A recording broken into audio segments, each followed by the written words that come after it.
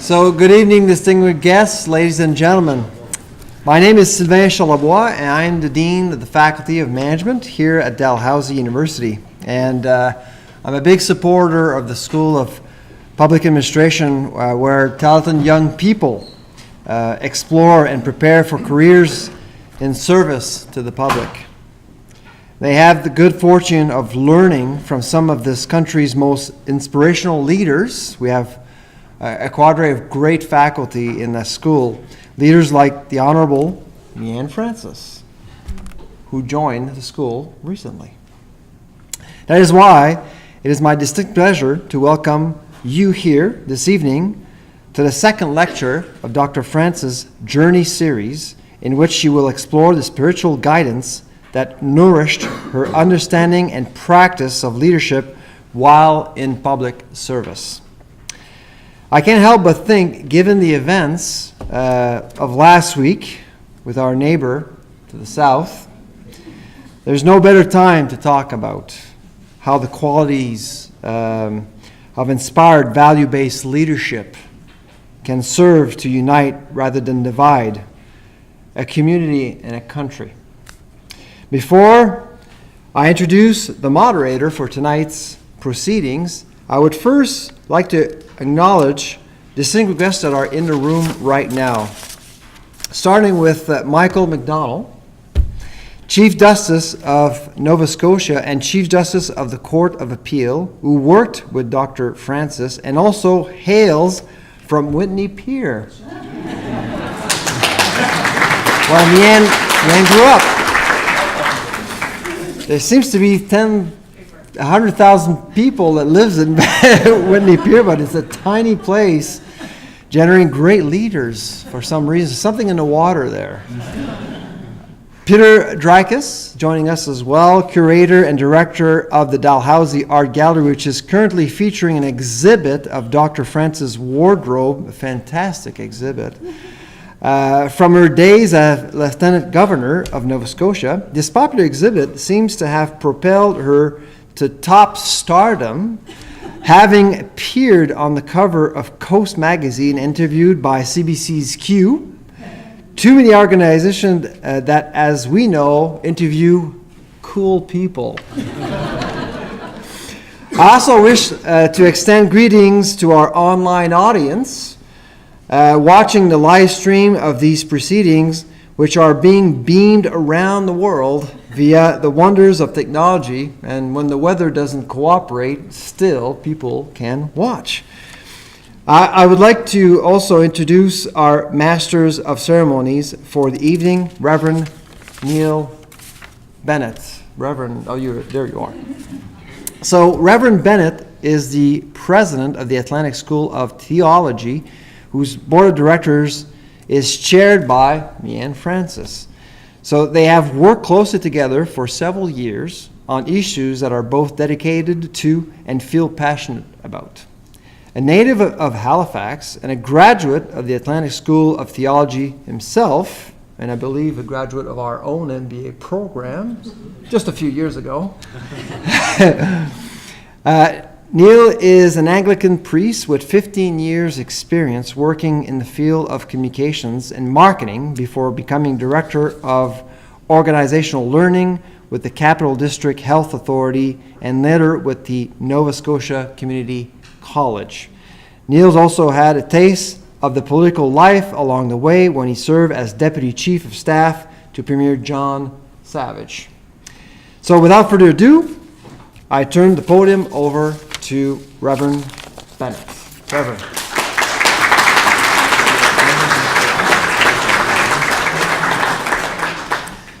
Thank you, Sylvain, and let me add my own words of welcome to all of you here in the room and to those who are attending the event online. And first off, just in terms of logistics, I want to give you the heads up that there will be a Q&A period after Mayann speaks.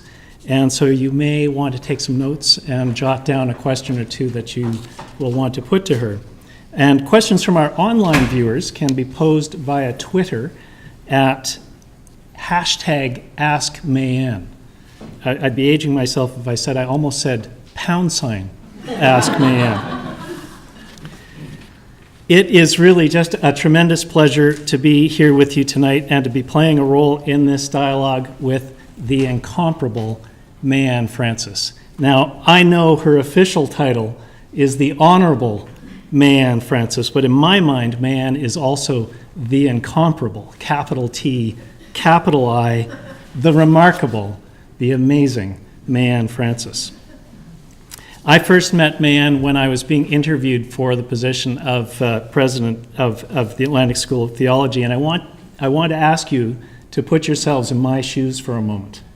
There you are walking into a meeting room for one of the most important hours of your working life, knowing that you'll be expected to handle some pretty challenging questions from some very accomplished people. And there, in fact, at the table, is the Honorable Dr. Mayann Francis, Order of Nova Scotia. In more ways than one, it was like being interviewed by the Queen.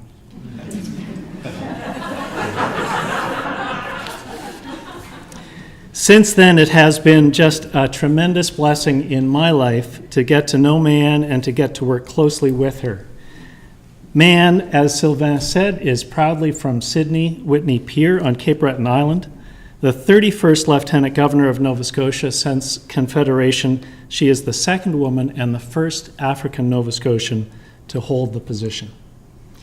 As Lieutenant Governor, Dr. Francis supported the arts, celebrated young people, opened Government House for guest lectures, and conferred a posthumous free pardon on Nova Scotia civil rights pioneer Viola Desmond. In fact, Mayann was the first vice-regal representative in Canada to grant a free pardon. Among other items on a long list of firsts, Mayann made history as Dalhousie University's first employment equity officer and the first African Nova Scotian woman to serve as director and CEO of the Nova Scotia Human Rights Commission. She is also first female ombudsman for the province. Mayann's numerous awards, and they are many, include medals for both the Queen's Golden and Diamond Jubilees. She holds honorary doctorates from Mount St. Vincent University, St. Mary's University, and York University, and was recognized with a Luminary Award by the University of the West Indies. Since the conclusion of her tenure in 2012, Dr. Francis has served on the Board of Governors for the Art Gallery of Nova Scotia, and as Sylvain mentioned, she is the chair of the board of the Atlantic School of Theology, where she became the first African-Canadian chair or chancellor to preside over the installation of a president of a university in this region. Another first. Mayann has raised funds for the Nova Scotia Community College to establish an award on all 13 campuses for students experiencing financial hardship. And in October of 2015, her first book, Mayann's Train Ride, a children's story, was published. And so by now, of course, you should each all have your own copy. Finally, of course, Mayann is the first Distinguished Public Service Fellow at the Graduate School of Public Administration, Dalhousie University. And that's about a tenth of Mayann's career biography. In a few minutes, we're going to hear her tell us a little bit about what you might call Mayann's spiritual biography. And I'd like to take a moment, first of all, to tell you a bit about Mayann's character, as shaped by that life of faith, that life of service, and that life of leadership, as I have been so fortunate to see it. And as Sylvain mentioned, the recent U.S. election, which I know is on many minds, if not all, in the room tonight, the election has brought into stark relief something that I think we have always known. Character counts. Character counts in leadership and public service. Values, beliefs, ethics, these are things not to be taken lightly or to be taken for granted. As much as processes and institutions make democracy work, the essential character of the individuals called to public service, who they are, how they are formed, what they hold dear, what they stand for, and how they do so, is a crucial ingredient. Get that wrong, and our democratic institutions themselves can be threatened. So let me tell you about Mayann's character. She is strong, insightful, kind, faithful, compassionate, prayerful, strategic, decisive, committed, persevering, and strong. And I am aware that I said the word strong twice. Mayann Francis is in touch with our history and is concerned for our future. She is passionate about issues that face us today, issues of social justice, racism, sexism, diversity, and inclusion. Mayann is courageous, and the kind of courage I am talking about here is the fortitude it takes to offer yourself up in service to others, knowing that in doing so, you will pay something of a price, a certain loss of privacy, the obligation to respond to countless demands on your time and energy, an expectation that you will at all times and in all places model the highest ideal in decorum and civility. It is a very tall order, and Mayann carries it off with regal poise. So on behalf of those gathered here today, let me offer our gratitude to you, Mayann, for your public service and for your remarks and insights tonight. And so, without further ado, it is my great personal pleasure to introduce to you my friend, the Honorable, the Incomparable, the Remarkable, Dr. Mayann Francis, Order of Nova Scotia.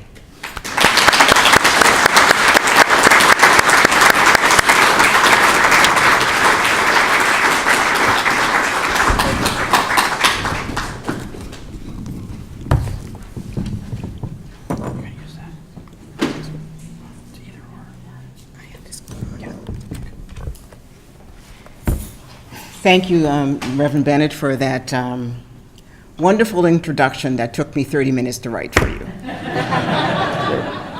Sounded good what I wrote. I'm so pleased. Thank you. I don't know both the incomparable Mayann Francis. I'll have to go home and think about that one, but thank you very much. Good evening, everybody. Thank you very much for being here this evening, and those of you who are online, thank you for joining me tonight as well. This is my second public lecture as the Distinguished Public Service Fellow with the Faculty of Management School of Public Administration here at Dalhousie. I'm going to give you just a brief overview of what I plan to talk to you about this evening. I will talk about how I became to be so strong in my faith, what was my foundation. I will also talk to you about some historical people that I admire very much, who I believe are very strong spiritual leaders.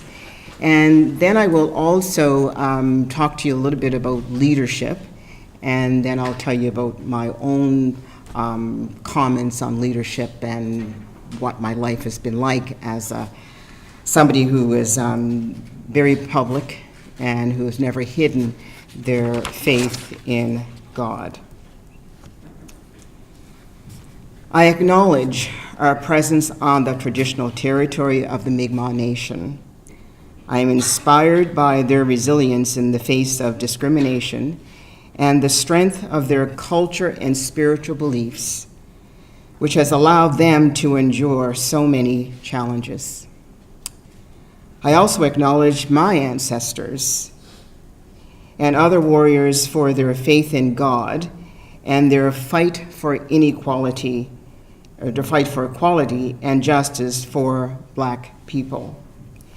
They never gave up hope.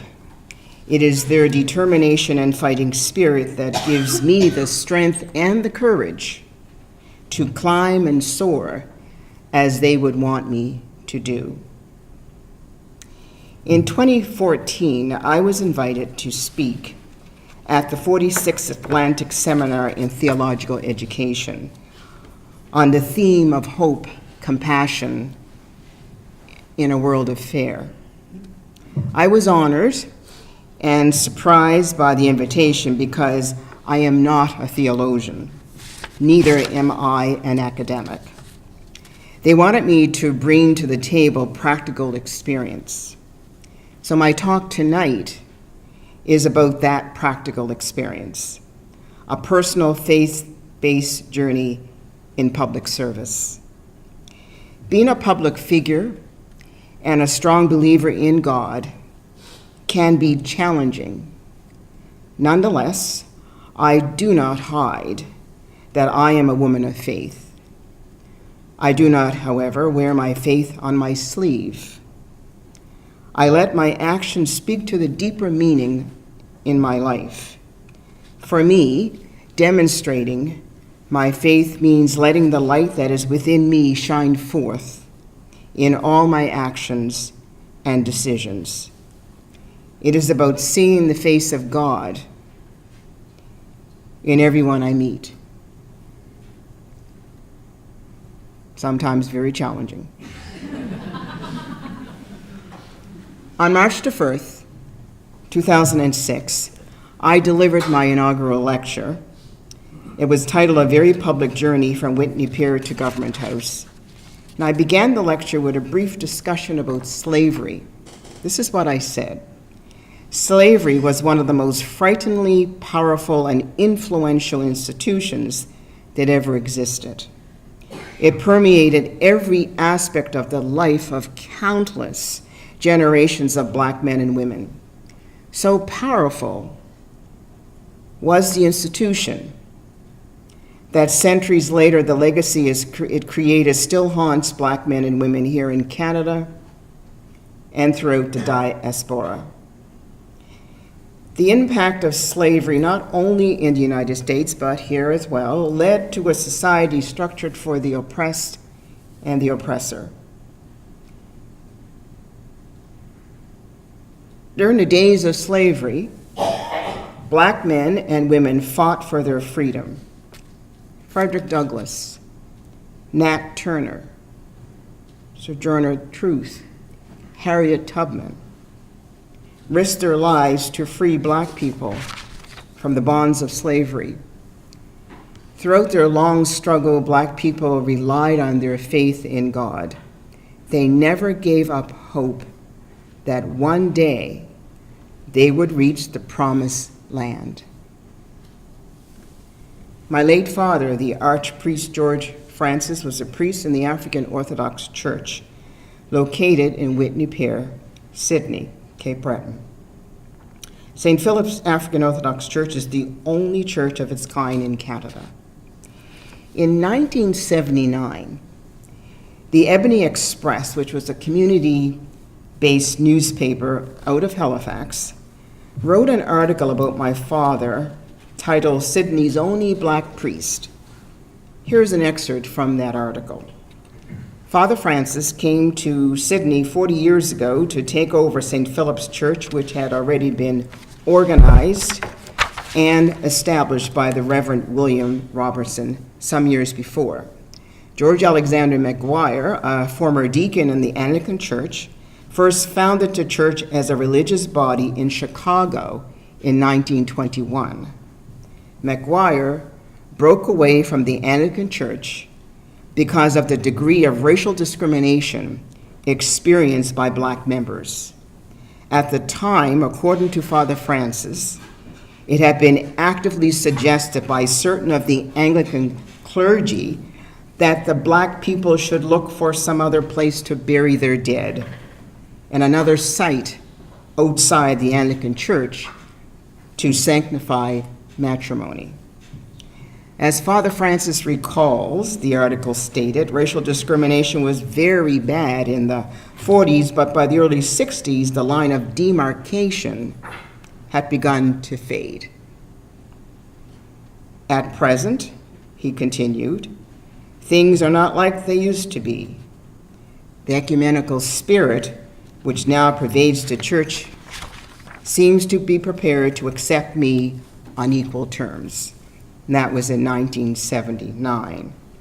In another article published by the Whitney Pier Historical Society from the Pier Deer, and only Justice MacDonald will understand what I mean when I say the Pier Deer, in 1993 said this, the advent of the African Orthodox Church was part of the 20th century worldwide movement for Black racial consciousness. The founding leader of the church, George Alexander McGuire, had early connections with the Universal Negro Improvement Association headed by Jamaican Marcus Garvey, whose son was here last month. And he visited Sydney and visited the church, and he also spoke here at Dalhousie University. However, the two institutions have been quite separate since the 1920s. The apostolic succession for the church is through the American Catholic Church.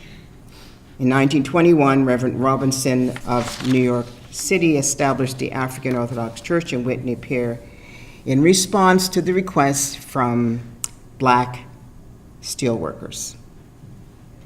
I was made aware at a very early age that St. Philip's Church was formed because the Black West Indian community were not welcomed in the white churches, including the Anglican Church.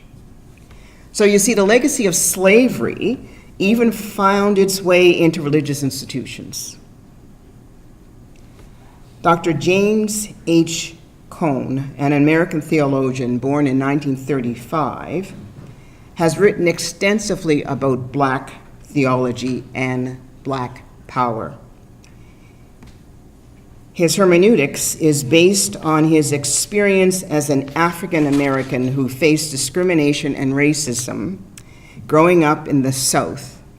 It was felt the white Christian theology did not relate to the cries of oppressed people, especially Black people. We can never underestimate the role of the Black church and religion in the lives of African Americans and African Canadians. In a recent study by 5 African Canadians in 2010, as described in their book, Race and Well-Being, they found that faith and spirituality, especially the church, played a major role in helping African Canadians cope with the pain of discrimination. Some submerged themselves in a culture-based spirituality from a positive sense of racial identity. Growing up in Whitney Pier was a rewarding experience on many levels. First, the community was a diverse place. It was home to immigrants from around the world. It was a community of many churches and a synagogue. The experience of living and interacting with people from different backgrounds prepared me for the world outside of my community. I observed how members from the religious community, priests, rabbis, and ministers, came together to discuss community concerns. I witnessed my father advocate on behalf of the Black community for human rights and social services. He had a vision and a dream. His courage, passion, and faith propelled his vision. I watched how neighbors helped one another. Often people turned to their churches for help. St. Philip's Church became the focal point for the Black community. For me, it was a central place where I felt safe and free. The church was the foundation for my public service journey. On Sundays, we were in church 3 times a day. I grew up in an era where Sundays were devoted to church, reflection, and rest. Today, store. I always felt a deep connection with God. I cannot remember a time when I did not feel this way. I credit this feeling to my early exposure to the teachings of the gospel and God in church and Sunday school. On September the 7th in 2006, I was sworn in as Lieutenant Governor of Nova Scotia, the first African Nova Scotian to be appointed to the viceregal role. Before I took the oath of office, I wanted to spend time with God in church. So in the early morning hours of September the 7th, a celebratory mass was held at Cathedral Church of All Saints, which included clergy and bishops from different faiths. I could not imagine being asked to serve in the highest office in the province without giving thanks to God and asking Him to guide my path. This was very important to me. It was a very public expression for a very public life, an expression that I did not want to hide. I was called to serve, and I wanted to give thanks for this calling. And on every anniversary, I celebrated with a service. We even had the first Mass in Government House, where it was always attended by clergy from different faiths. That was very important. And I closed out my tenure with a farewell service at All Saints Cathedral. That was my way of saying thank you for guiding my path during the time that I was in office. And as a graduate of the Atlantic School of Theology, I learned a valuable lesson about service and leadership. For me, spiritual leadership combined with responsible leadership can be a dynamic duality. As a student, I penned a paper on spiritual leadership. I remarked how the world was changed forever after 9/11. In the weeks following the tragedy, the call for peace and love and healing and prayer became the public rallying cry. Political leaders of the world called upon religious leaders to pray and to guide the world through this dark period. That was 15 years ago. In our current environment, social justice and mental health issues, environmental concerns, poverty, gender inequality, sexism, racism, sexual harassment, sexual assault, homophobia, discrimination, exclusion, human rights violations, national security issues, food security issues, the impacts of new technology, an aging population, and the environment of fear are some of the challenges facing institutions and individuals in 2016. Interestingly, in 2007, Michelle Obama cataloged fears affecting the country. And she said first, fear of war. 2, fear of terrorists. 3, fear of people who don't look like you, who don't pray like you. What she was saying, she was campaigning for her husband at the time. And she was asking the question, what type of leader do you need at that time? That was 2007. These same categories of fear are still here in 2016. So in the face of all of this, one must ask, what type of leadership does the world need? We know we need people who have ethical, strong, smart, and strategic political skills, but what about spiritual leadership? When I think about spiritual leadership, I often reflect about the people who were strong in their faith, who lived a very public life and left a lasting positive legacy. People like the Reverend Dr. Martin Luther King, a man whose name is known throughout the world, a man who had the courage and conviction to stand and fight for justice and liberty. A man with strong faith and vision. Even in death, his influence is apparent. Excerpts from his I Have a Dream speech often formed a foundation for discussions about ways to heal the racial divide.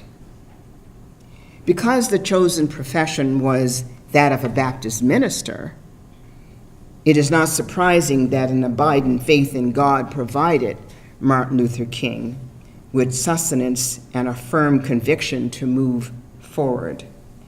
Faith can give us courage to meet the uncertainties of the future, he said.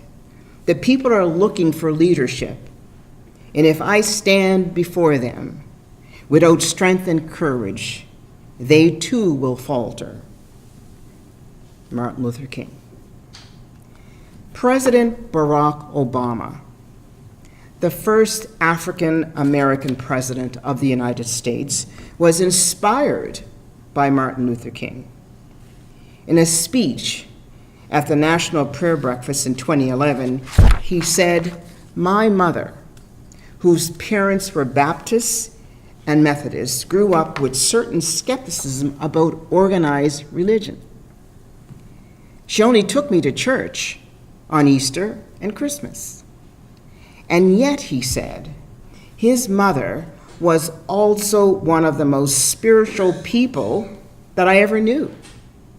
She was someone who was instinctively guided by the golden rule and who nagged me constantly about the homespun values of her Kansas City upbringing. Values like honesty and hard work, and kindness and fair play. And it's because of her that I came to understand the equal worth of all men and all women, and the imperatives of an ethical life, and the necessity to act on your beliefs. And it's because of her example and guidance that despite the absence of a formal religious upbringing, my earliest inspirations for a life of service ended up being the faith leaders of the civil rights movement. People like Martin Luther King Jr., Father Theodore Herzberg, and Jewish leaders like Rabbi Abraham Joshua Heschel. Muslim and Hindu leaders led President Obama to a life of service and his commitment to Jesus Christ.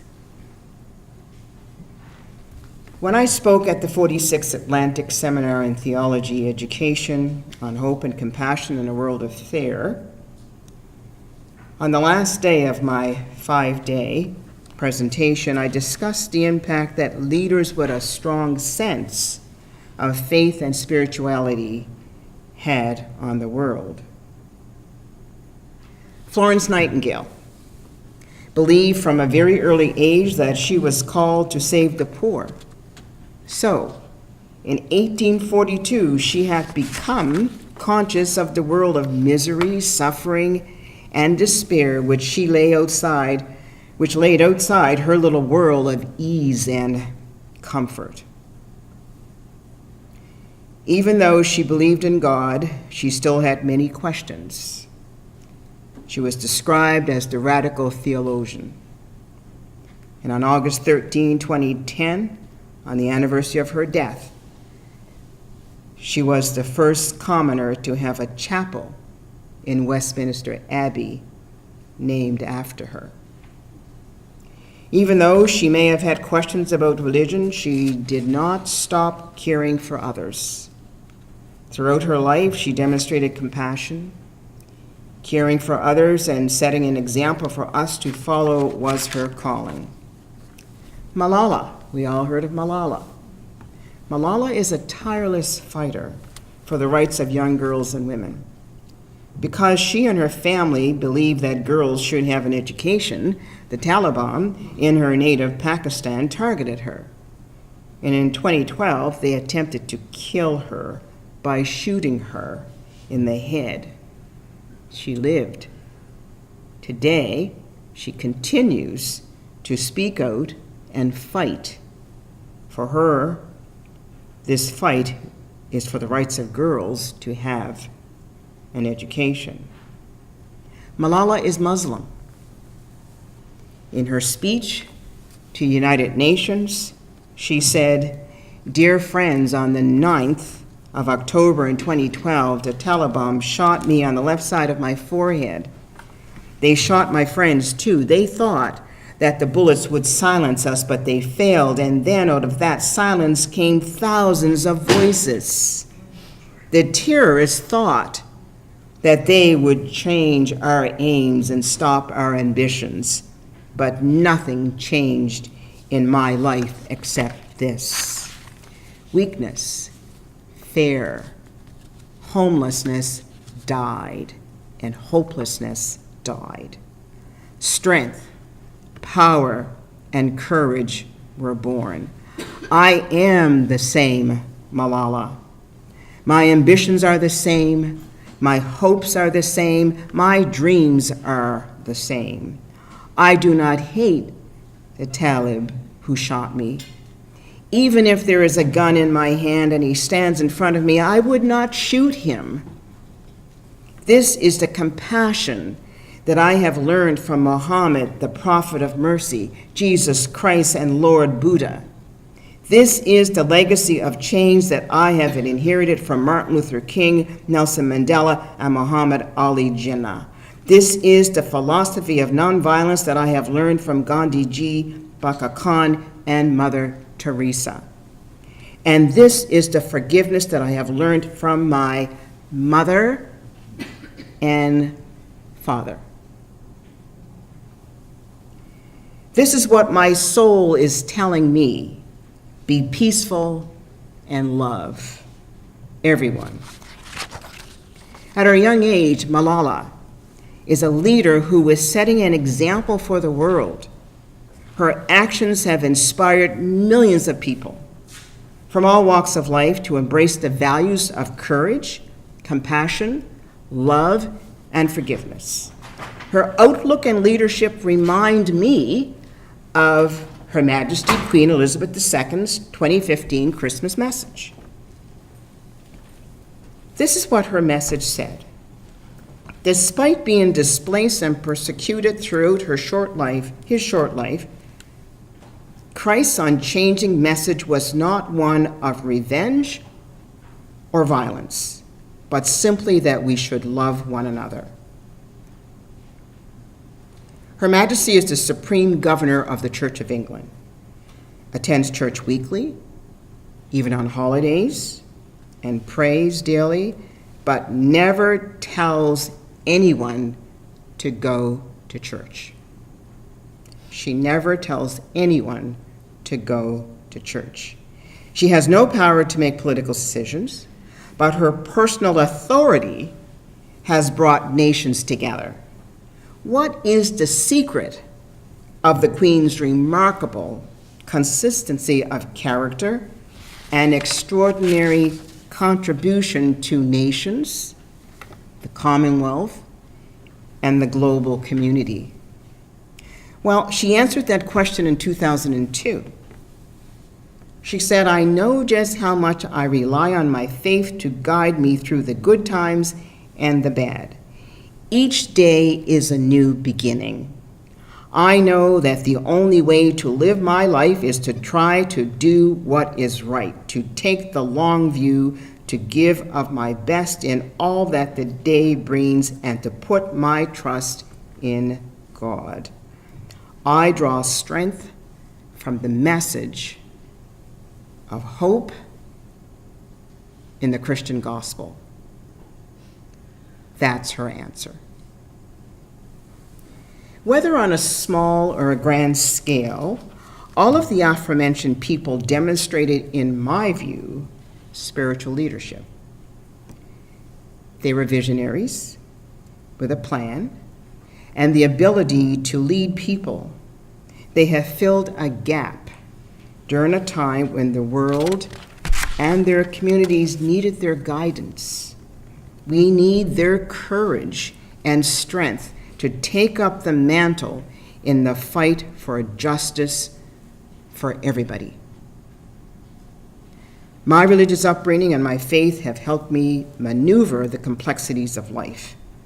A life that I knew would often be challenged because of the color of my skin and the racist behavior which comes out of the legacy of slavery.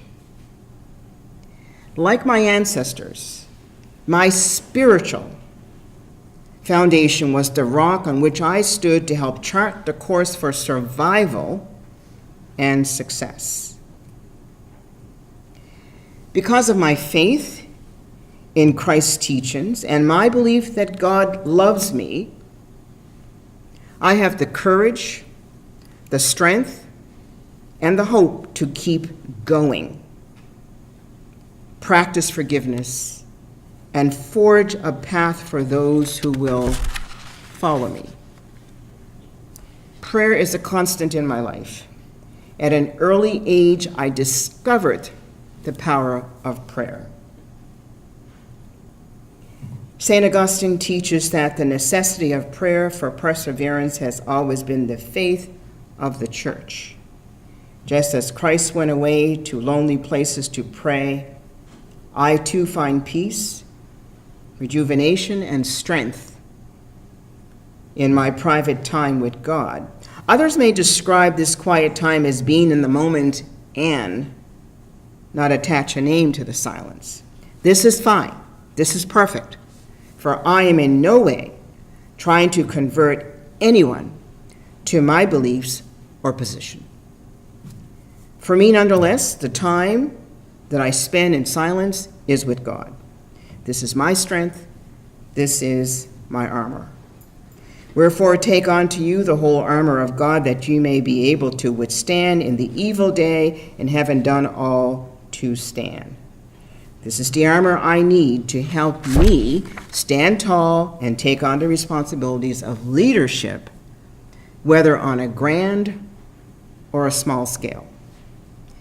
Leadership is that which moves persons and organizations towards the fulfillment of their goals.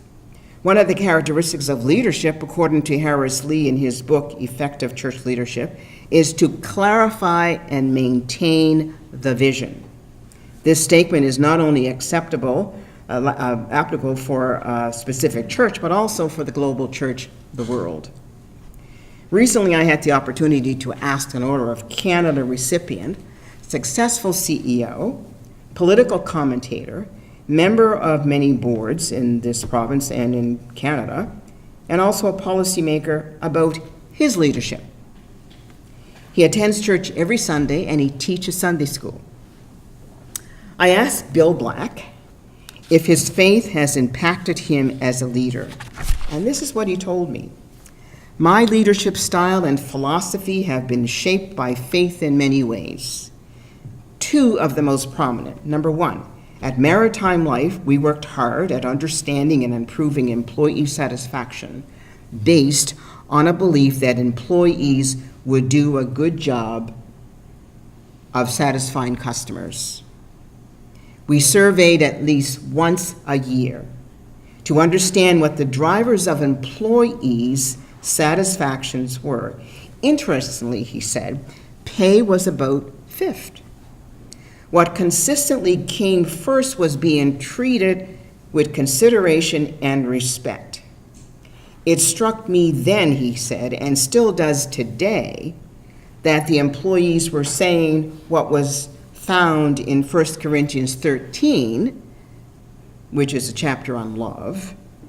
Following that advice for employees made us a preferred employer and greatly contributed to our success. Second, he said, at a more personal level, I find great guidance in the prayer of St. Francis of Assisi, and in particular its beginning, make me a channel of your peace. On the days that I remember that, it is impossible for me to do things that are spiteful, arrogant, or otherwise harmful to relationships. It's Bill Black's thought on his connection to God and his leadership. Bob Hamp, Executive Vice President and Stakeholder Relations and Regulatory Affairs for Amera, a graduate of Atlantic School of Theology. In his thesis in 2014, he said, "It seems obvious that Christianity should be able to teach us a great deal about leadership and the nature of work. I believe that as business leaders, we must become more conversant in solving problems from a position of faith-based values. CSR can be a vehicle for cooperation. I believe that we live in a cultural time that may be ready for a new uncommon challenge or an uncommon dialogue between faith and business." As Lieutenant Governor, I became familiar with George Vanier, who was the 19th Governor General of Canada, and his work. I was impressed by George Vanier's deep spiritual side, which he demonstrated throughout his very early life. His public life did not see him hide his strong belief in God. His son, John Vanier, said, "My father had a public life which one could and can fully successful be said that he reached the highest position in his country. He was honored and esteemed by all. But he had a spiritual life, an inner life hidden in many regards, even from his family. His outward success was not unrelated to this inner life. On the contrary, we are convinced that the spiritual side of his life was the very source of his greatness in public matters. Certainly it made him particularly sensitive to the needs and feelings of others. It added to the remarkable moral rectitude a radiant warmth which won the affection of all who knew him. He even had a chapel built in Rideau Hall where he worshiped daily. A priest came in and conducted Mass with him every single day. His professional life was marked by scrupulous honesty in a word and in deed, never exaggerating in any way and having a horror of anything that might smack of abuse of power. He was in many ways a living example of him whom the Bible and the ancients called the just man of duty to his family and to his country. Just as Dr. Martin Luther King saw inequalities, hatred, anger, and violence in society, I not only observe these behaviors, I have experienced inequality. Because of my skin color, I became the target for racist behavior. I have also witnessed the unfair treatment of other groups and people, including women. Society and God were challenging me. I was often gripped with anger and fear. Like Florence Nightingale, I questioned God and religion because I felt abandoned and lost. It was not well with my soul. To overcome these feelings of anger, doubt, and despair, I had to look deep within myself, searching for the essence of goodness, the inward living God, the inward voice.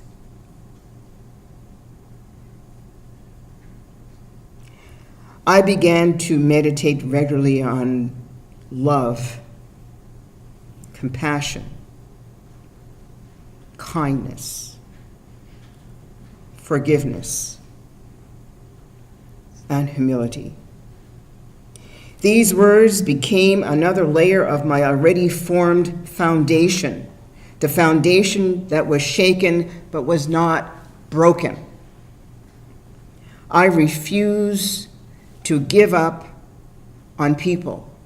I refuse to give up on people.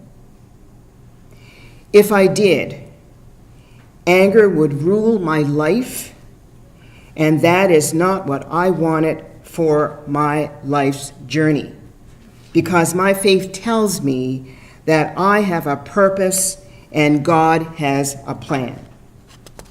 For I know the plans I have for you, the plans that are good and not for disaster, to give you a future and hope. Jeremiah 29:11, my favorite passage in the Bible. On faith, I set out on a journey of public service to do my part in making society and the world a better place for everyone. When I was CEO of the Human Rights Commission, I did not allow my faith and the Human Rights Act to be in conflict with my religious views. It was important for me to recognize that as CEO, I could and should not impose my religious beliefs on the public. In my view, the Act and the protection of rights was an equality issue under the law. As CEO, I often brought together faith leaders for an interfaith breakfast. My purpose was to stimulate dialogue on human rights among the leaders of Nova Scotia's faith communities. I wanted them to reflect on the meaning of community in order to build their resolve to carry that dialogue about human rights back to their communities. As a member of management, regardless of where I was employed, I brought to my duties a strong sense of spiritual awareness. I tempered my tough stance as a manager with compassion, honesty, respect, humility, gratitude, and transparency. In one organization, I created a quiet room for staff to spend time as they felt they needed. The use of the room was based on the honor system and trust. My own sense of commitment to my beliefs and faith allowed me to experience freedom from the inside out. With the inner peace, there was a stillness of mind and body. The inner voice guided me in all my decision making. It steered me in the direction to accomplish my vision. I sought to promote unity and strength in diversity, to support equity and dignity for all people. Centered leaders, according to Jim Clemmer in his book, Growing the Distance, are continually exploring inner space and drawing outer leadership strength from their heart and soul. This is how they enrich their lives. It is the source and meaning they bring to their families, teams, or organizations. As a leader in the secular world with a sense of spirituality and belief in God, I ensure that my decisions are fair and are arrived at with a sense of compassion and respect. As I come to realize my success, I am mindful of the words of St. Paul, "You are the people of God. He loved you and chose you for his own. So then you must clothe yourselves with compassion, kindness, humility, greatness, and patience." And in Colossians 3:15, "The peace that Christ gives you in the decisions you make, for it is to this peace that God has called you together in the one body." In his book on leadership, James McGuire Burns identifies two different kinds of leadership: transactional and transforming. The former are leaders who manage the affairs, keep the wheels turning and the machinery in good repair, resulting in an organizational life that is efficient and comparatively peaceful. Transforming leaders are more of a motivator than a keeper of the status quo, more of a change agent than a caretaker. The transforming style of leadership has significant precedence in the church. For both the Old Testament prophets and Jesus were often in that role. Jesus called for renewal and change. Spiritual leaders must follow the example of Jesus Christ and not neglect their role as a transforming leader. While the overall purpose of leadership is to move people and organizations towards fulfillment of their goals, the actual functions of leaders are many: to clarify vision, to affirm values, to symbolize standards and expectations, to maintain, to serve, and renew the organization. The responsibilities are sometimes carried out in transactional ways and sometimes in transforming ways. But the latter seems especially appropriate in church and is particularly adaptable to Robert Bringley's concept of the servant leader. According to him, to be effective, the leader must be a servant. He or she cannot be the aloof boss who builds a team and who is able and willing to listen, heal, conceptualize, dream, unify, and implement. His views are not confined to the church. He maintains that his views are appropriate for different kinds of institutions, including business organizations. Managing different organizations, I saw myself as a transforming and transactional leader, observing and listening to what was taking place around me allowed me to tap into the resources available to me by listening and quietly observing the environment, both internal and external to the organization. We can see what happens when you don't listen. We had a great example of that recently. One is able to stay tuned to changes that may require immediate action or a longer planned approach. Building an organization that has at its core values rooted in the philosophy of Jesus and his followers was always a goal of mine. Respect, honesty, ethics, humility, tolerance, patience. I use these tools to help build and sustain a strong organization, but also a strong me. As leaders within an organization, whether in private business or this public sector, we must strive to understand and respect the environment that is surrounding the organization. You have to be listeners, and you have to be a keen observer. I believe that whatever the vision for the organization, it must take into account the external environment. When I was head of the Human Rights Commission, I always envisioned Nova Scotia to be a center of excellence in human rights, a place where current issues affecting the rights of individuals or groups of individuals could be discussed, researched, and acted upon. This dream encompassed economic growth and immigration.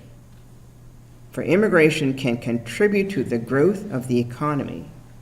People want to come to a place where they believe they are welcome, not just welcome for a day or a week or a month, but welcome at all times. Leadership is difficult and challenging. Accountability and transparency are key factors in leadership. A leader must inspire and motivate people, hopefully for good and not for harm. Our leader must genuinely care about people. The vision of a leader becomes the vision of the people they are leading. So that leader has to be careful. As a spiritual leader in a secular society, faith, hope, respect, love, a positive outlook, and a strong determination to succeed and to get it right is what guides me. Being a Black woman and frequently the first Black person to perform certain roles presented the challenge of being judged not only as an individual but also as a proxy for all Black men and women.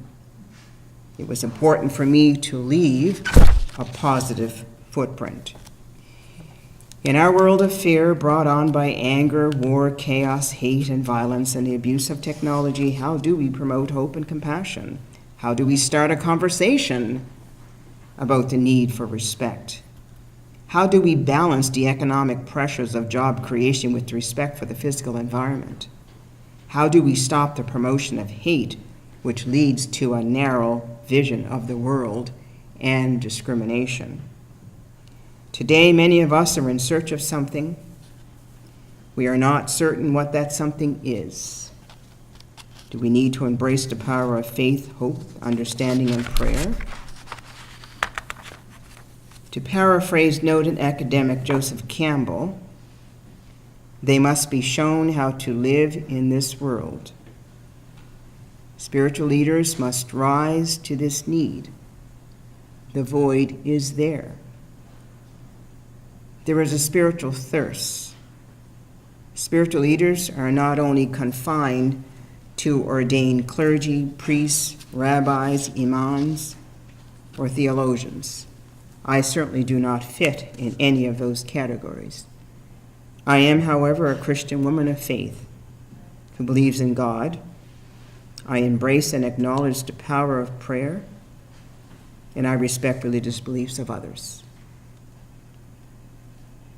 There is opportunity for politicians, bureaucrats, business, and university leaders to embody the principles and characteristics of spiritual leadership in their professional life. Ethical spiritual leadership must move beyond the walls of religious institutions. We must all play a role in bringing about positive change. In Ephesians, it says, "It was he who gave gifts to people. He appointed some to apostles, others to be prophets, others to be evangelists, others to be pastors and teachers." With our gifts, we must be prepared to be leaders regardless of our creed.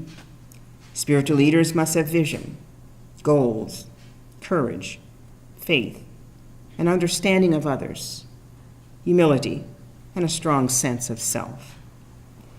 Love must be in their hearts along with the search for truth and justice. The ability to listen and communicate their message effectively is paramount. They must be knowledgeable and aware of their surroundings. Jesus spoke out from the mountaintop. He spoke in the synagogues, the streets, the temples, the gardens, and at every point he went to. He was not afraid to stand out in a crowd. As spiritual leaders, we must not be afraid to be visible. Someone is saying, "Stand, so I guess I have to stand," Dr. Martin Luther King in 1968. The words of Dr. Martin Luther King in Psalm 46 inspire me. "God is my shelter and strength, always ready to help me in times of trouble. So I will not be afraid, even if the earth is shaken." Faith, leadership, and public service is my life journey. It was not always an easy journey, but I am proud to stand. Thank you.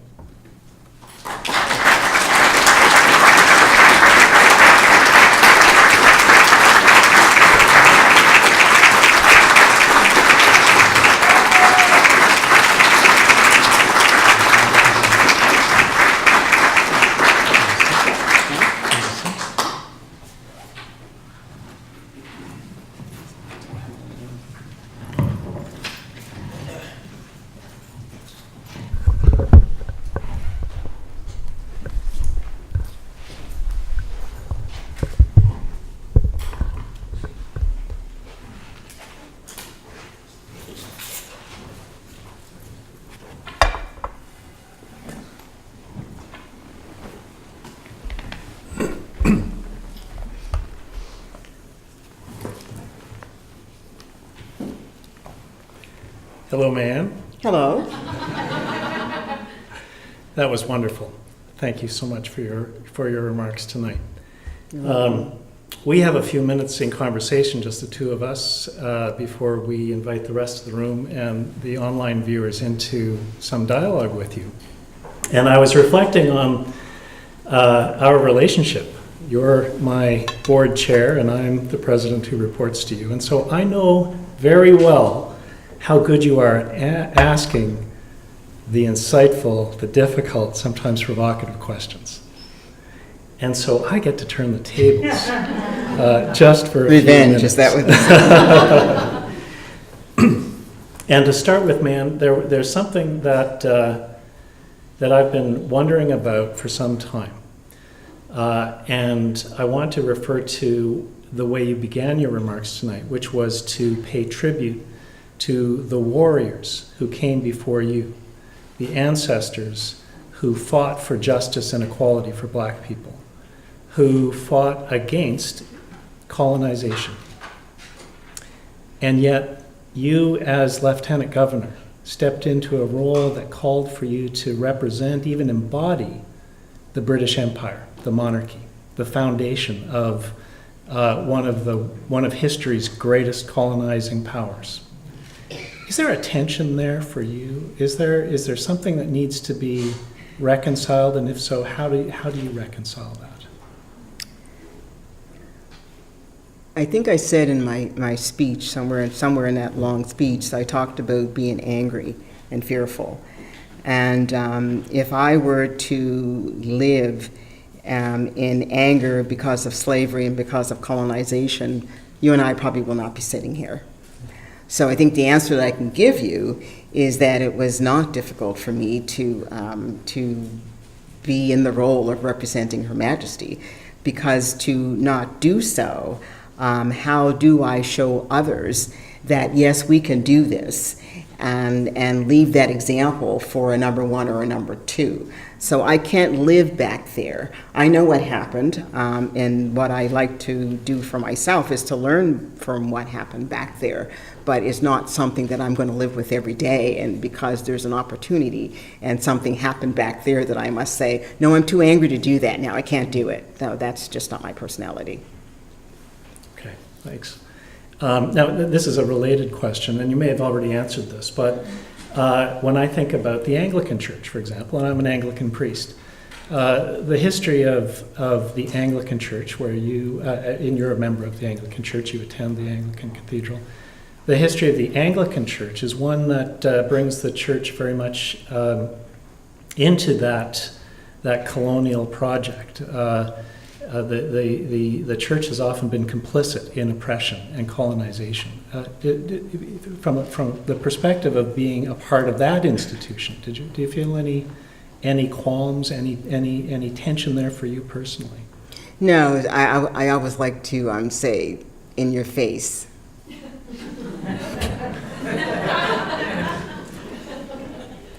I think that answers it. I think that answers the question. So let the dead roll over in their graves. So, man, that brings me to another observation. If I was to name a couple of themes that I think I was hearing in your remarks, I came up with two words that for me seem to capture them. One is fighting, a fighting spirit, the warrior spirit. Fighting for equality and justice and for a better world. And the other is another F word, forgiveness, compassion, kindness, letting go, being gentle. Is there a tension there for you? How do you square the need to be strong, to be tough, to see your faith as armor, and to be kind and compassionate and loving? Well, I'm a human being. And I sometimes feel weakened, and I do want to lash out, but then there's always something that holds me back, because lashing out is not going to get me to where I want to go. So I always have to calm myself so I can think it through. And you said earlier that I'm very strategic, so I think it through, and I think how strategically I can get this done, or I can win. So I try not to do knee-jerk responses. It's easy to do a knee-jerk response. And then as I was younger, I think I would fly off the handle quickly. So my faith allows me to settle down and to think about it, and to go after it in a totally different way. I'm certainly not perfect. Of course I get angry. Of course I get tired. But when you see so much, you just have to do something about it. And I was reading in the newspaper today, and I really wish I hadn't read it before I had to make this speech, so I had to really calm myself down. And it was a comment somebody made about Mrs. Obama, and the comment said that they put something online that they're very happy that finally there's going to be somebody in the White House who's tall, who's attractive, and has dignity, and something what we could look up to. And a mayor who read this, and the other person said, and I'm tired of looking at an ape in heels. And the mayor of this small city said, "You made my day." And I read that and I said, I can't believe I have to speak tonight, and I'm reading this, and I was really angry. And they fired her, the council. I salute them for doing that. But her excuse was that, well, I'm certainly not a racist, and that's not what I meant. I meant that it was, I'm happy the White House there's a new administration. So the anger was also about her wanting to make an excuse that she wasn't a racist. And that's how change never happens, because people will do anything to deny and defend that was a racist statement. No question about that. So, yeah, I get angry, but I calmed down before I came here. I'm glad. Yes, I am too. So just picking up on that, Mayann, you alluded to the U.S. election. I did? Maybe you didn't. I thought you were alluding to the U.S. election. I didn't name it. I just said something. You didn't. You did mention a number of times about the importance of faith and hope in a climate of fear. And so without alluding to the U.S. election, what would you say to people who are considering or discerning a call to public leadership, public service in the current climate, particularly young people, perhaps particularly young women, people of color? What would your words of advice be to them? My words of advice would be, number one, they should go for it. But I would also say, before you do go for it, you have to be mentally and physically prepared. And even more so mentally. So they have to truly organize their thinking so that they understand their own value. Because if you're going to be in public life, chances are you're always going to be torn down. So you have to be very, very strong to withstand some of the scrutiny that you are going to go under. And as a person of color, that scrutiny becomes tenfold. It's not just onefold. It gets bigger and bigger. So that's what I would say to them, but that they have to really be physically and mentally prepared for the scrutiny that they will undergo. And that's one of the messages I would give them. The second message I would say is don't think that those rules are, the rules that are for Jane may not necessarily be the same rules for you. So you need to be prepared for that. Jane might decide, I'm going to spend a little extra money here. Don't you spend an extra little money. If you have to pay for it out of your pocket, pay for it. Because the moment you spend 5 cents more, that will come up. Maybe Jane can get away with it, but you're not going to get away for it. So don't sit there and think that they're not going to be judging you differently, because they are. And that's real. And they need to understand that. Mm-hmm. Thanks. So you're describing a life in public service, in the public eye, as being not without its challenges, and bringing an extra level of judgment, particularly perhaps for people of color. And I think you've been telling us this evening that your faith has been a source of strength, a motivation, and a way of equipping yourself to take on and cope with those challenges. Has it ever been a detriment to you? Have you ever encountered barriers in your public life as a person of faith, as a person who's publicly a person of faith? What do you mean? When you say barriers, like because I have my faith? Well, I'm wondering about things like, often people would say that it's inappropriate for a person in public life to be open about their faith in order to protect or preserve the division between church and state, for example. Have you ever felt that the fact that you are an openly faithful person has closed doors for you? No. No. I've gone to the highest. I didn't hide my faith. No. You have to learn to balance it. I mean, I'm not going to say that. I'll give you an example of something that was funny. I was supposed to sign a document when I was in office that would allow Sunday shopping. And we know we have Sunday shopping. And I decided to play a little joke, and I said, I can't sign it because it's against my faith. And everybody froze. And they should freeze. And they should freeze, right? And I just sat there and I said, I just can't sign it. I mean, I knew what I was doing. I was going to sign it, but I decided to play. And I did sign it because I saw they were ready to have nervous breakdowns.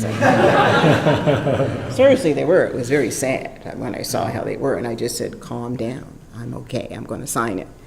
But then they took it further and decided to tell other people that, she didn't sign because she's religious.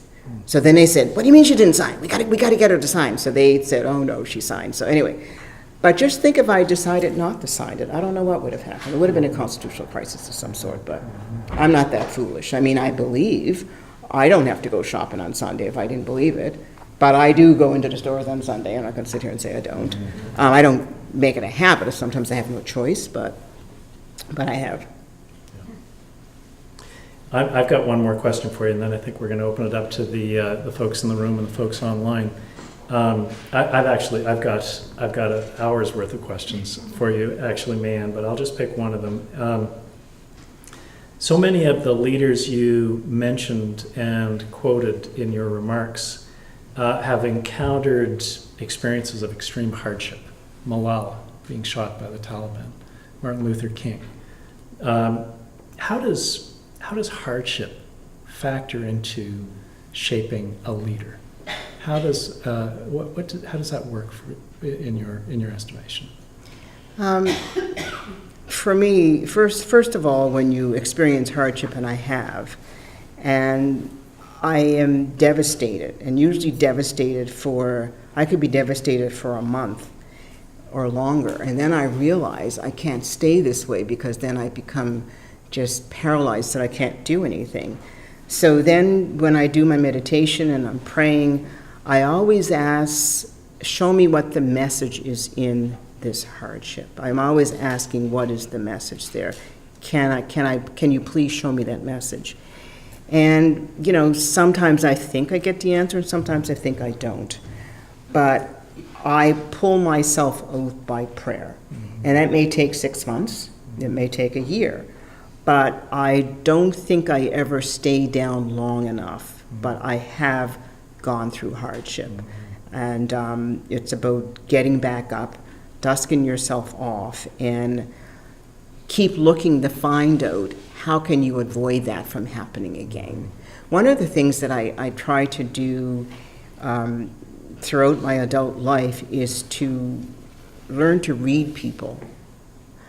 And I've prayed to God to give me that wisdom so that I can read people, and that has worked very well for me. So I pride myself on being able to understand people and sort of know where they are coming from, regardless of who they are. Thanks very much, Mayann. We're going to invite some others to ask you some questions now, and I think what we're going to do is if you put up your hand, Lori's going to come over with a microphone. Please hold your question until you have the microphone, because it's much easier for everyone to hear if you're on the mic. Please keep your questions brief so the answers can be full, and please ensure there is a question in your remarks somewhere.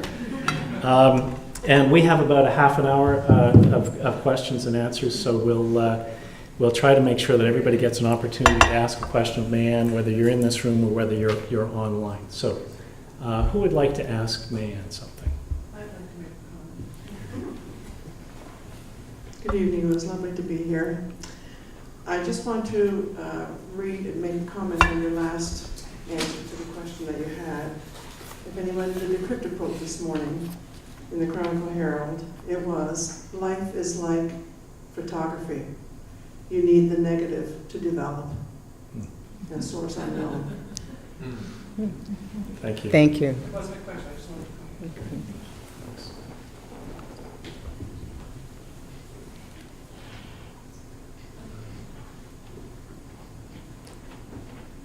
Hi, Mayann. You talked about forgiveness in your talk. I'm wondering what your thoughts are for, as a public person, to acknowledge mistakes and to say that I screwed up at this time. I mean, I've certainly done it many times in the past and have to acknowledge it. We don't often hear public figures saying, I screwed up, or I did, that was a bad judgment. I'd just be curious to hear your thoughts on whether that's something they should be doing or not. I think whether they're politicians or professors or priests or whoever they are, if you made a mistake and it's a public mistake that impacted people, you should own it and you should say it. Everybody's talking recently about Hillary Clinton. She's the only person in the history of the United States who said, I'm sorry, when she lost the race. And I just sort of was taken a little back because I didn't think anything of it. She said, I'm sorry, but everybody now is chatting about that because it's never happened before.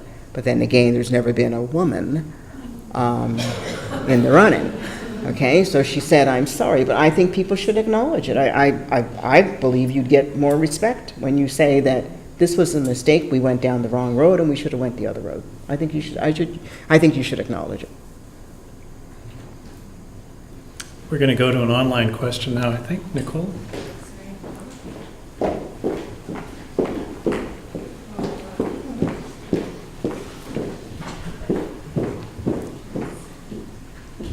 Okay, great. So this is a question from someone on Twitter. How can faith be a building block to engage with those who don't share your views or values? How can faith be a building block for those who do not share your views or your values? That's a very complex question. I mean, I don't know if the person is asking about imposing their faith on them. I don't do that. That's not something that I'm talking about.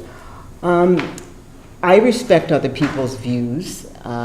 If their views aren't hurting people or someone, then I can go with that. But if it's having a negative impact on people, I would like to talk those people into seeing how they are hurting others. But it's not about my faith being imposed upon them.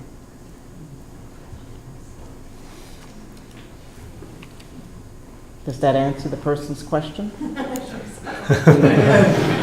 I don't know how this works. We may get another tweet later They'll let me know. for clarification. Okay. Yeah, great. Right here. We're going to get two of these, but this is the first time I really had a chance to be with you, man, and I really am quite touched. It just interests me as to why you chose to write a children's book. It wasn't a plan. It wasn't my plan. Maybe it was God's plan, but I certainly wasn't planning. And it happened serendipity. I was walking with two friends, and we were by at a train station, and I started talking about how I love trains and told the story of when I was a child, how we would travel from Cape Breton to New York. And the person I was talking to is an author, and he said, you realize that would make a children's book? And I said, I don't think so. He said, no, that's a children's story. And one thing led to another. The first manuscript I sent in was problematic because I didn't know how to write a children's book. There has to be something, always has to happen, and you have to tell the story within 1,000 words. And so I waited for a while and thinking, I don't think I can do this. Then I said, oh, yes, you can. Then I woke up one morning and it was right there, so I wrote it and that was it. Mm-hmm. So that's how it happened. Yeah. Thanks. Right here.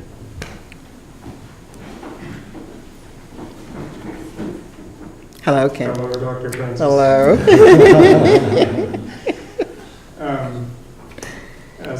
aspiring leader, I wonder if you have any advice for me or for people in my position. I was very moved by your expression of finding or creating freedom from the inside out. And can you suggest a way that we can help others who are oppressed, regardless of the position that I come to that power structure from? Is there a way that I can help people to both recognize the change that bound them and find a way to deny the power of those chains as you have done and break free of them? Well, I always say to people that you first have to know yourself, right? Because you can't move out to help others if you yourself have some concerns. So you need to know who you are and be strong within yourself to be able to help others. Okay, that's my starting point. I don't think I could be strong and give people advice if I don't feel good within myself. And also, I've had so many experiences now that I, feel that God has given me some wisdom to be able to share with other people. I don't like keeping things to myself. I like to share. And when people are going through problems, I like to let them talk.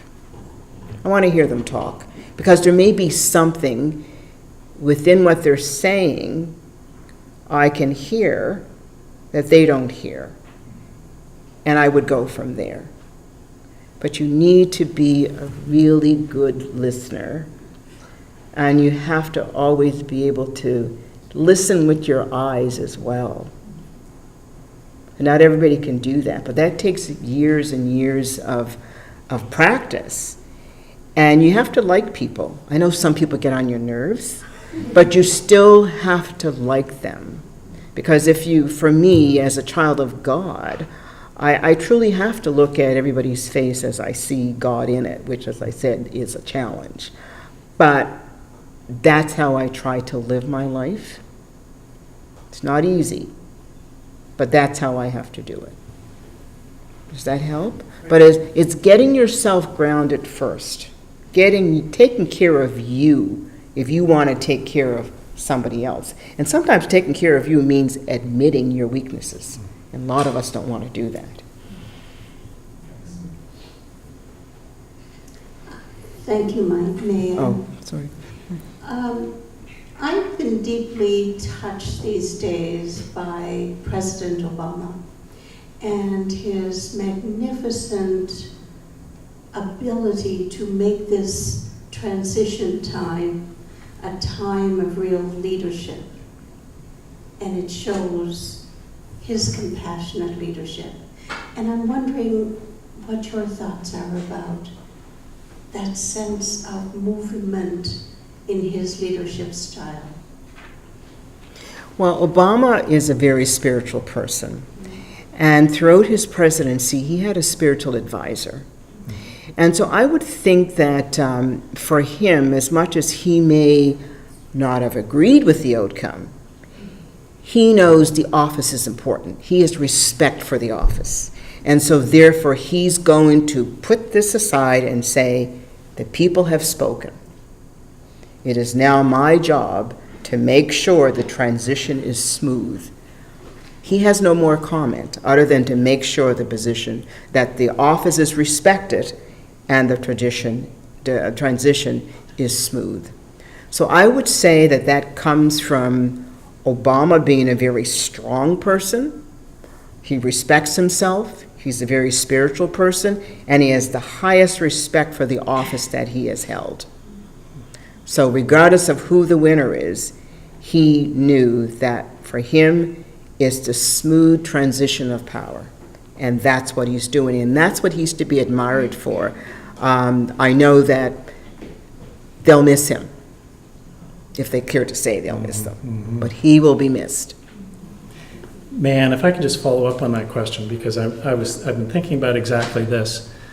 Here we have Obama demonstrating great leadership, preserving the tradition of peaceful transition of power, asking for the country to give President-elect Trump a chance.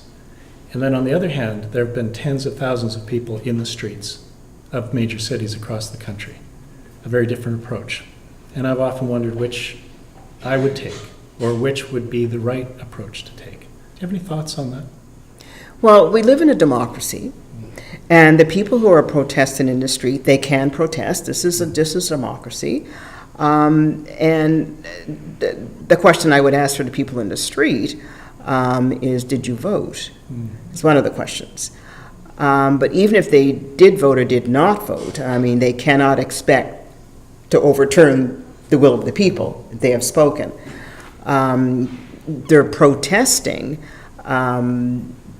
They are, I think we'll see lots of the protests, and I don't know specifically some of the things they were protesting, what they were protesting against him, but he's the elected leader, he's the president-elect, and they have to accept that.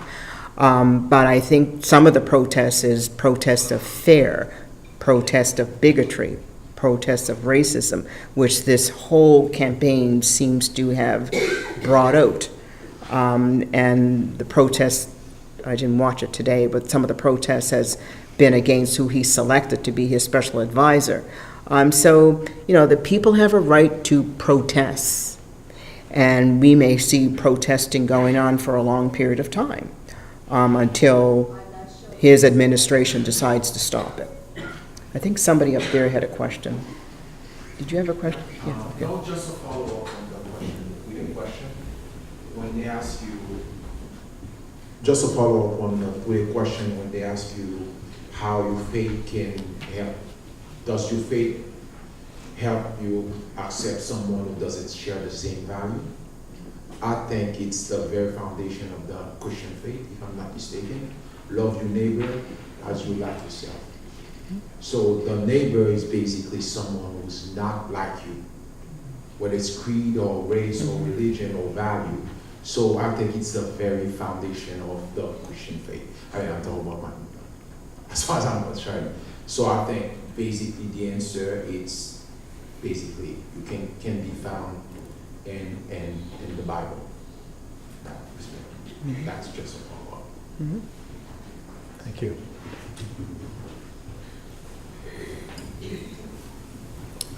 I think we have another online question.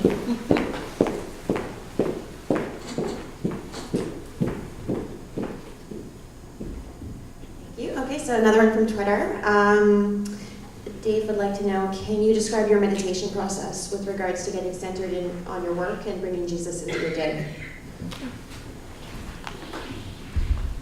Usually early in the morning. I have certain prayers that I do, and I have certain passages from the Bible that I read, and I always do the rosary. Should I be looking nearer there? Doesn't matter? Here. Hi, Dave. Prayer early in the morning, which I just said what it does. And then after I finish those readings and so forth, then I usually just sit very quietly with my eyes closed and just sit. And usually when I'm finished, I try to, you have to build up to the sitting, because sometimes people can't sit in silence, which I can. So I try to sit maybe for about 30 minutes, just quiet, listening, and keeping my eyes closed and trying to flush my brain out of anything, because sometimes your brain keeps running around. But just to sit very quietly. And I always find when I'm finished, I just feel peaceful. Then I start my day. Then I feel rushed. But it you know, it's like this management. It's almost like you're managing your day, but you're managing with such peace and comfort. And I have an armor on, because my armor is my prayer and my meditation. Thank you, Mayann. Hey, Marianne. How about during the day when your groundness, like kind of gets out of place during the day? What would you do? I'm sorry, when I'm out of... During the day? Uh-huh. Like in the morning you would do meditation. So how about throughout the day, just in the middle of the day, that you feel ungrounded, and then you're all kind of trying to get the way out of it? And what would you do? What do you do? Well, usually, you know, you don't have to be, you could be praying all the time. Nobody has to know that. I mean, you could be just sitting there looking at your computer. You could be saying a prayer. You could be walking to the washroom saying a prayer. So any time during the day when you feel that rush, get up from your desk and take a walk and go sit someplace, whether it's in a park or just sit on a bench. Even if there's noise around you, you just close it out. It's about just taking a deep breath. That's what's so important. Do you know what I did today? Do you want to know what I did? Really? Absolutely nothing. Because I knew I had this event tonight. And for me, it was about keeping that mind clear. I didn't have television on. No, I did watch one program, but I made sure I did not have the news on. I just sort of sat. I read my speech. I read other books that might help me with the speech if I was going to change it. But for me, it was, no, I just needed my mind clean. So, and I had no guilt feelings. I just did nothing. It felt really good. I should do that more often, but that's not my personality. But, yeah.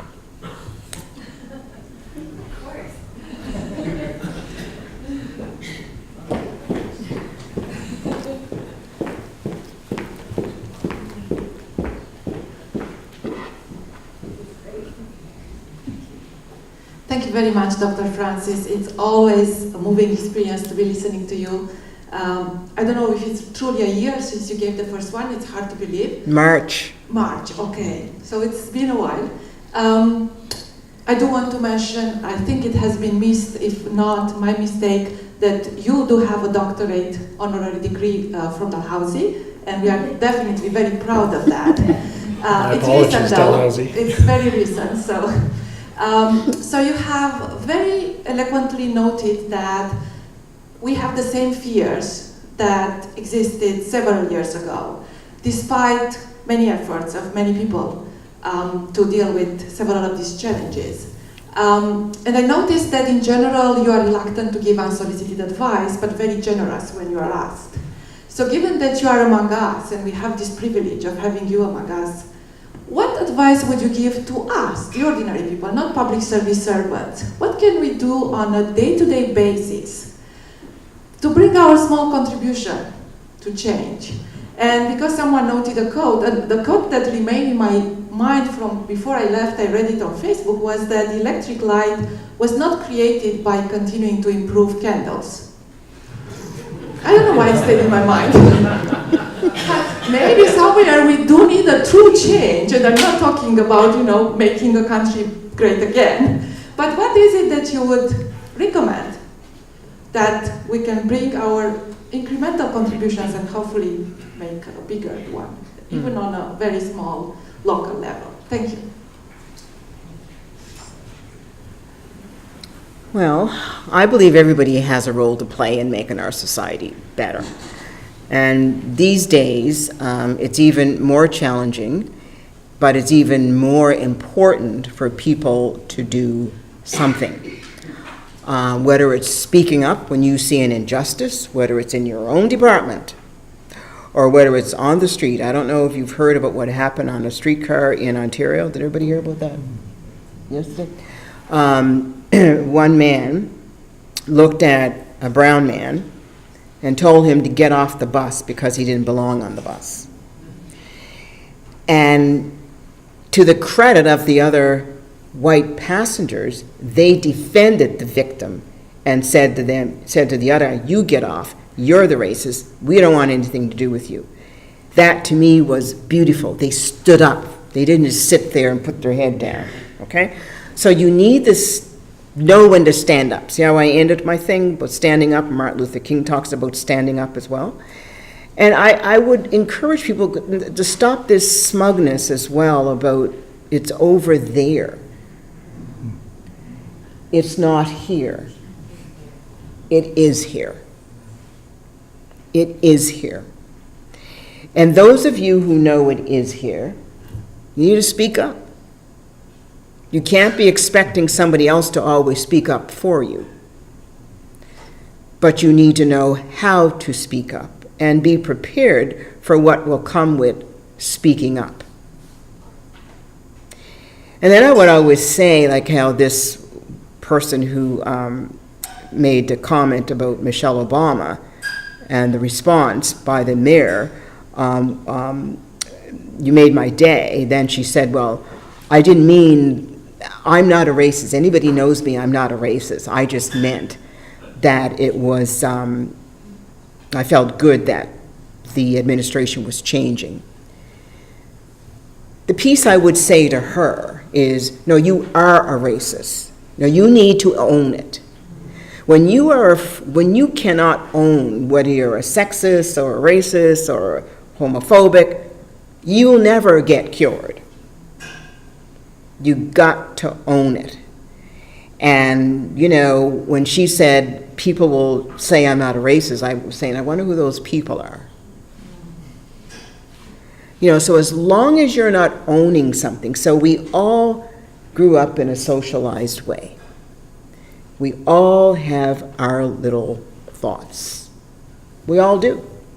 Nobody can say that we don't. And once you sit there and think you're the almighty, that I'm not a racist, I'm not a sexist, you know, I know right away you're lying. I do. It's impossible. Absolutely impossible. You know, I have a friend, we've known each other now for about 12 years or so. He's white. And he said to me the other day, he said, had I not known you, I would be the biggest bigot.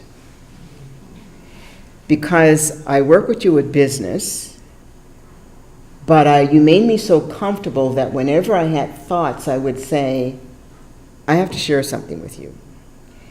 And I'd look at him and say, well, what do you mean by that? And we'd have these conversations, and he'd go home and he'd think. But I have to respect him because he admitted it. He admits. That's who you have to respect. He wasn't afraid to not admit it, and I think he's been taught so well. There was something in the paper about 3 months ago that he calls me and he said, did you see the paper today? And I said, yes. He said, what did you think of that woman who said that she's never experienced racism in Halifax? And so I said, what did you think? He said, well, I want to know what Halifax she's living in. That's what he said to me. I didn't say anything. Okay, so there you go. It's all about you have to admit your shortcomings.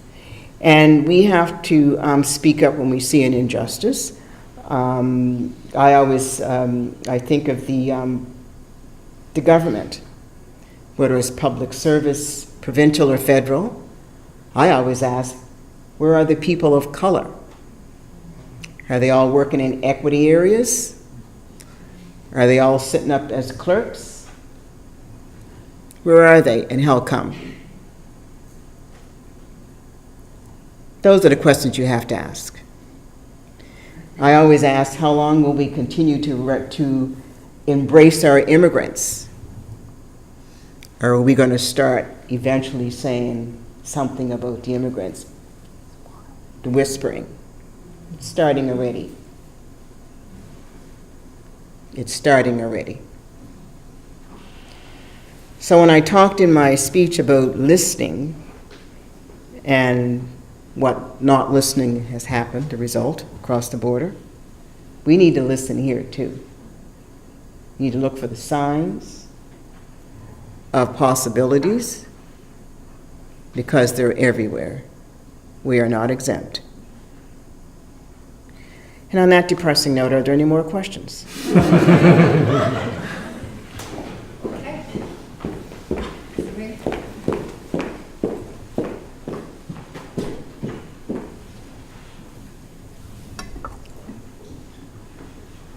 Mayann, thanks for the night, by the way.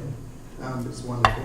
I have to say, when you and Mikhail John were representing Canada, representing the Queen, I should say, for Canada, it was one of the proudest times in my life as a Nova Scotian and as a Canadian. It touched my heart. And at the same time, I shadowed out with an anger that I had to learn about Viola Desmond and William Hall on my own. And that's not part of our history.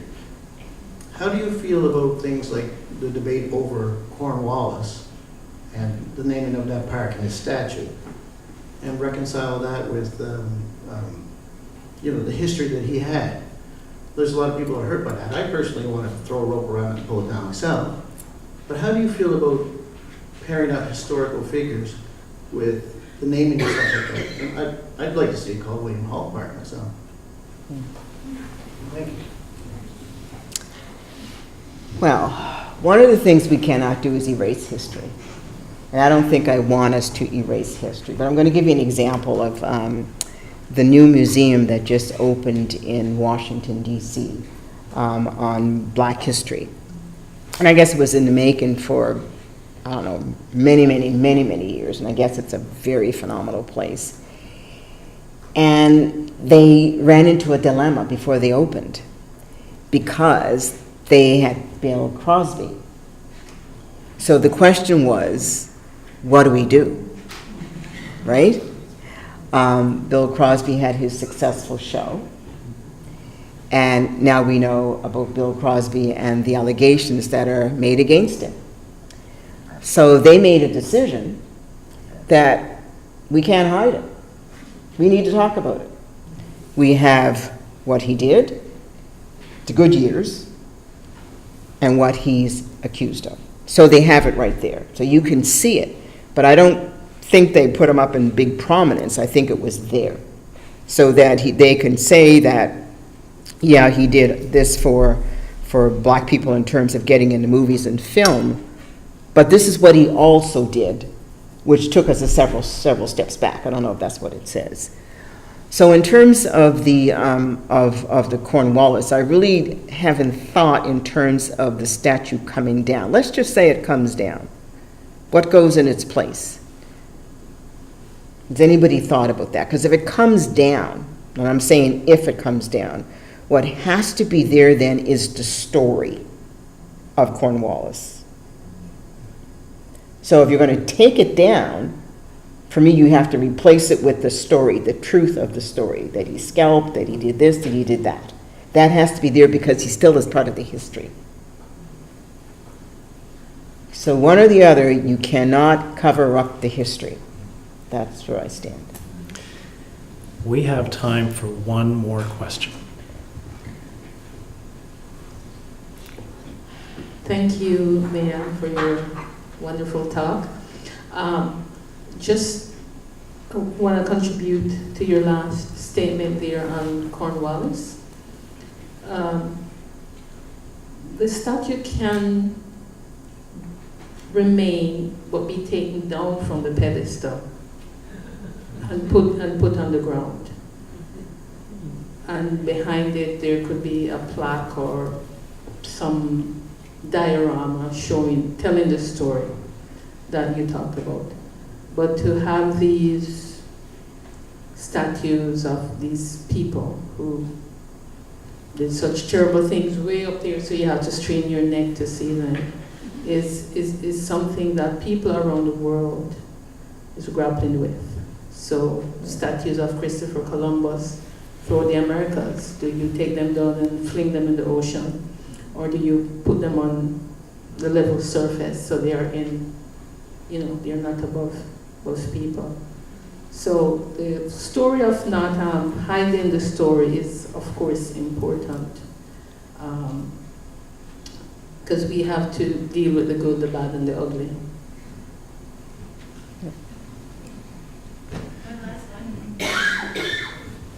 Thank you.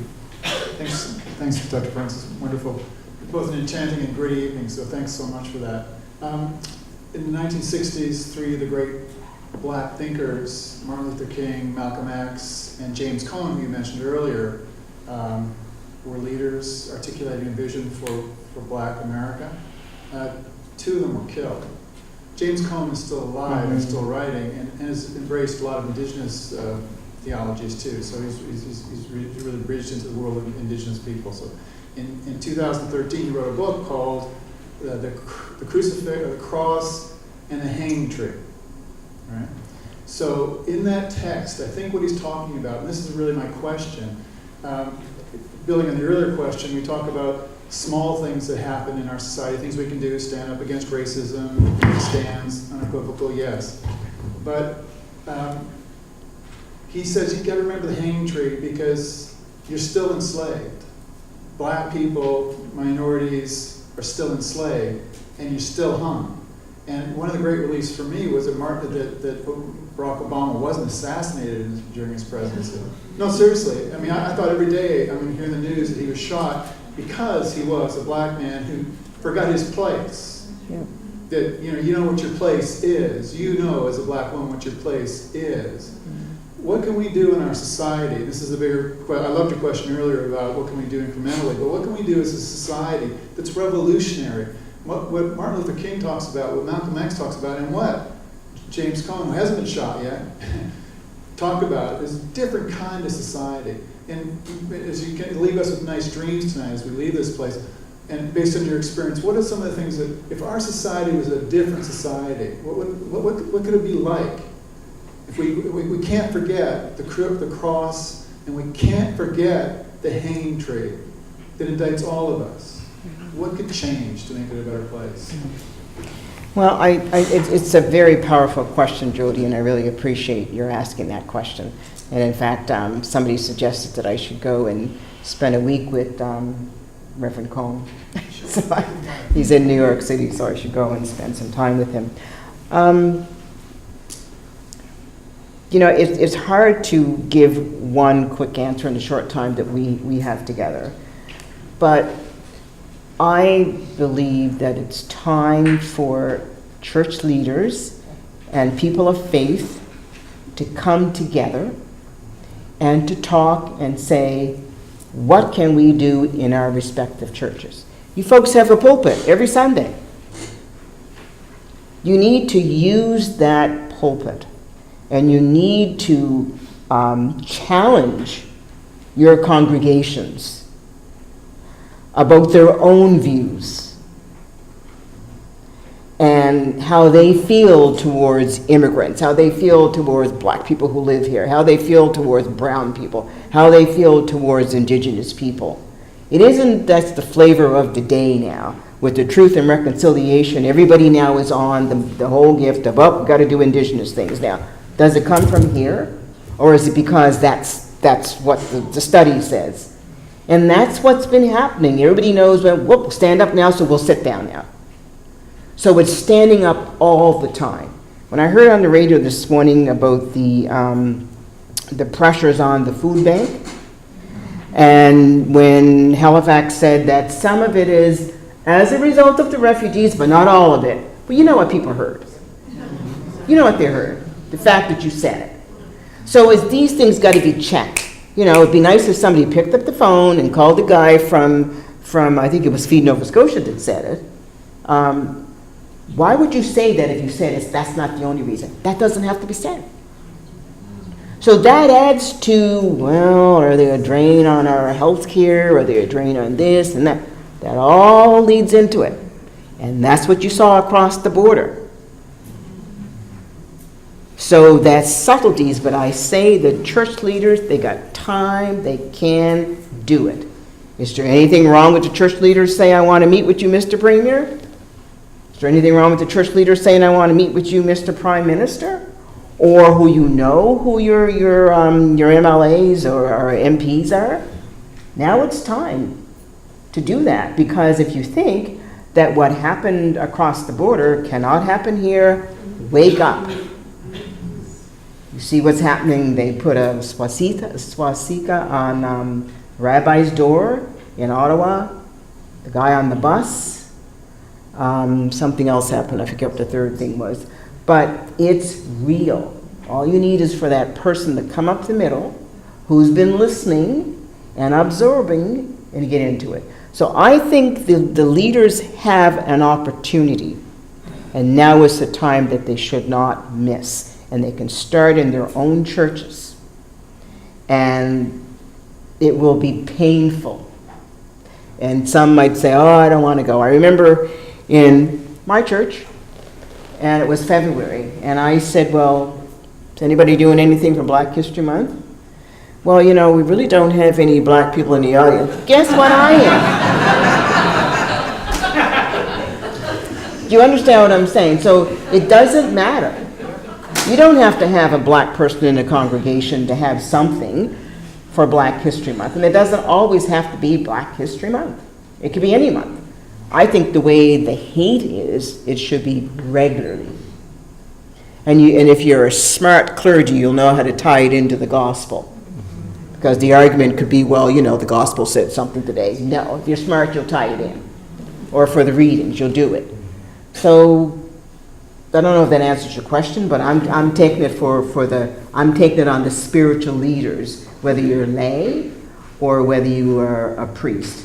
You can take a lead now. Why can't you hold your politicians 2 feet to the fire? This is being streamed, right?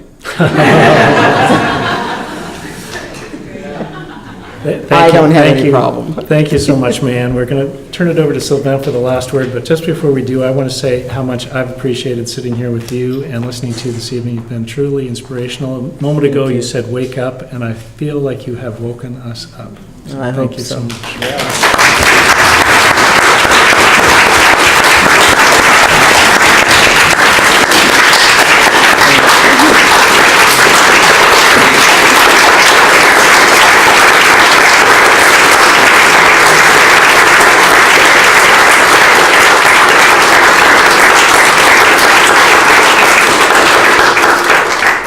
Very rarely I've actually heard someone who's soothing while being defiant.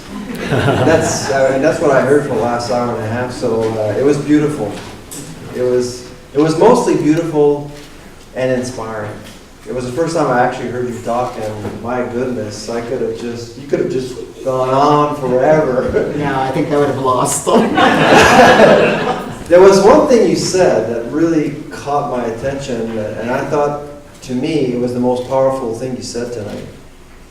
I will not give up on people. That phrase I will remember forever. That was powerful. I think it means a lot. It means about, it's understanding history, understanding where you're coming from, learning from that, and stand. I think that's the essence of your message. Thank you very much. Thank you.